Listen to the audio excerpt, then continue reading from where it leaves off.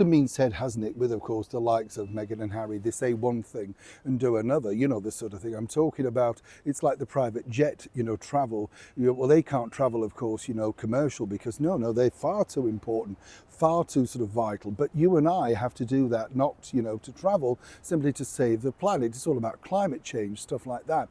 This is the problem, isn't it, with celebrities, you know. They want to tell you to do the one thing from a podium and then climb into a heated, chauffeur-driven private limousine, all the while you're standing at a shivering bus stop, no doubt in the rain or the snow. That's the problem. Now, this is a bigger problem now for none other than the former royal known as Prince Harry. He's absolutely made a hash of this idea, but it comes as no surprise when you think there's a whole litany of ideas that have gone wrong. Let me explain.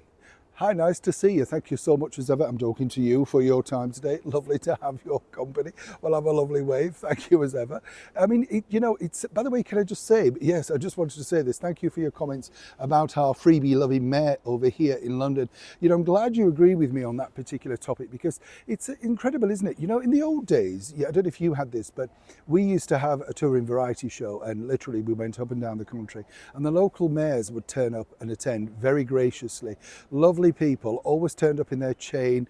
You knew that they were respectful. They were there to help that particular production in their town, you know.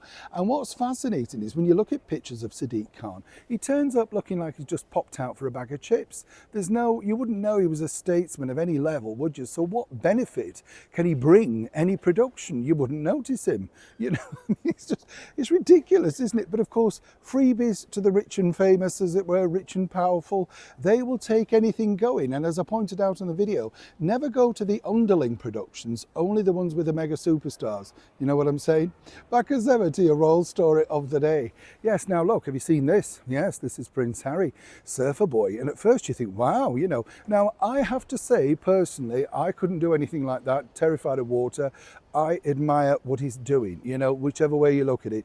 I couldn't do it. So, you know, you can't criticize that. But what's fascinating, and this is the bigger sort of story behind this, the idea apparently was that Meghan gave him surfer lessons after being entranced by seeing it in, of course, the Californian lifestyle that he's now leading. And this led, of course, to his interest in this. One might suspect, of course, it's time filling as well. He likes to go on hikes and bicycle rides. Maybe he doesn't have time for anything else, hence the reason it's a slow production mode out, of course, of the Archwell audio, video, whatever you want to call it. But here's where it gets fascinating, because this is how Harry and Meghan are tricking you. And, you know, we've seen this time and time again. If you remember on that recent fake tour to Colombia, they were giving out sort of bon mots, you know, video footage to magazines like Marie Claire.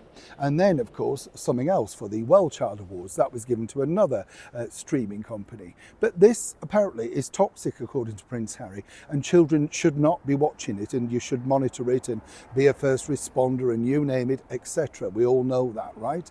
But what's fascinating about this is this particular footage was given with full consent to Kelly Slater, the woman who apparently has been assisting, training, whatever.